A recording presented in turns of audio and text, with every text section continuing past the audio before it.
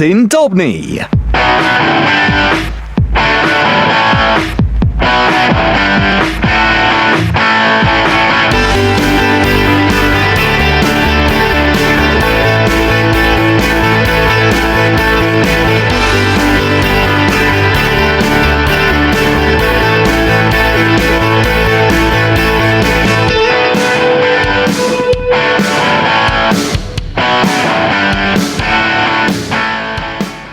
Good evening.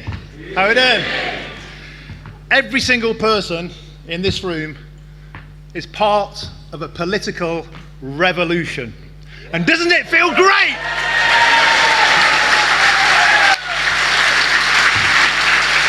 Come on! 2 weeks ago, when I was approached to do this job, I was faced with a stark decision. I had to give up all of my livelihood because you can't be a political commentator and stand in politics. I work around a lot of Remainers in PR and in journalism. Now, hang on, my wife's a Remainer, but we're still in love. But I realised that I couldn't stand on the sidelines anymore on Sky News, Channel 4, Channel 5, you name it, anywhere that would have me, and talk about Brexit. I had to get involved. My mum and dad are here tonight. Round of applause for my mum and dad.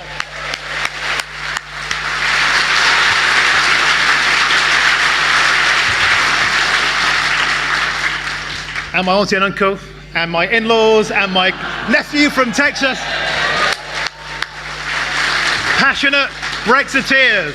And they said, you've got to go and represent us, son. Who else is going to represent ordinary people? Not that bloody lot in Westminster, Mum said.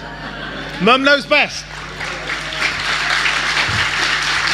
Since then, ladies and gentlemen, I've been blown away by the candidates in this party. Black, white, Asian, gay, straight, Jewish, Muslims, Hindus. Do you know what I mean? You're getting a picture? This is not a movement of the right wing. We have left wing, we have right wing. It's a beautiful coalition, all of who believe in democracy. Simple as that.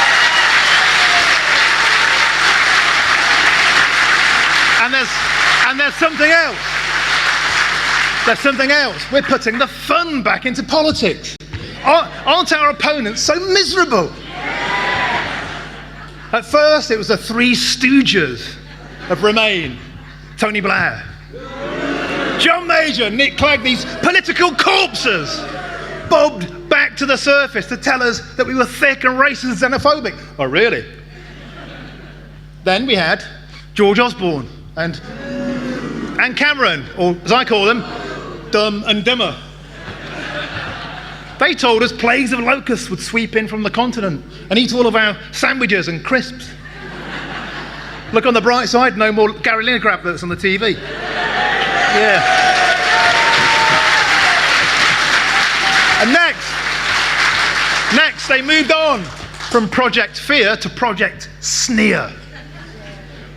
I was on TV with Alistair Campbell, him, yeah? And he was sitting there lying through his back teeth about how the public had changed their mind. They want to vote, they want a people's referendum. I went, no, they don't. Which people? He said, well, my friends. So, well, I've just got back from Nottingham, and I talk to people in car boot sales and chip shops and pubs, and they don't agree with you, mate. Who are these people? I said, well, they go to dinner parties. I went, oh. I don't go to dinner parties. I hang out with real people. And I said to him, when are you going to realise that it's not a people's vote? It's a loser's vote.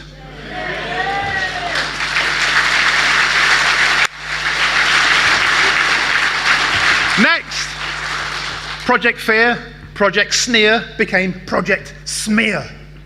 Smearing the candidates in this party. When are the media going to realise you cannot barrage the Farage? Just stop.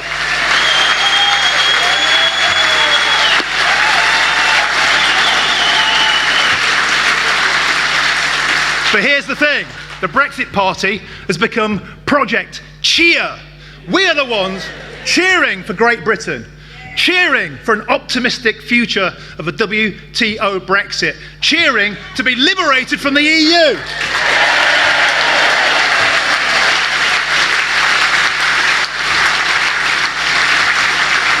And there was no bigger cheer than at a working men's club this week for Anne Widdecombe in a coal mining village. What? Something incredible happened. A pit village. My dad was a miner for 47 years. These men built Britain. A pit village community stood on its feet and cheered a lifelong Conservative. And the journalists from The Guardian and the Daily Mail didn't know what to do. They're like, what's going on here? What's going on is that people from the left and people from the right are uniting around the central defining topic of our time, enacting Brexit. It's as simple as that.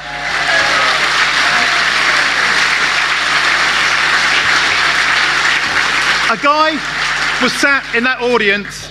His name was Steve Roberts, a coal miner. I phoned him up. I was on the phone to him for an hour. I'll still be on the phone to him now, but his missus wanted a cup of tea. He said, when you go on that stage tomorrow, Martin, remember the people are with you.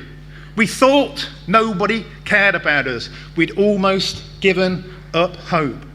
But the hope is back, and the hope is because of the Brexit Party. Thank you, everybody, for being here tonight. We're back. Thank you. Brilliant. Isn't it great? Thank you. We love him.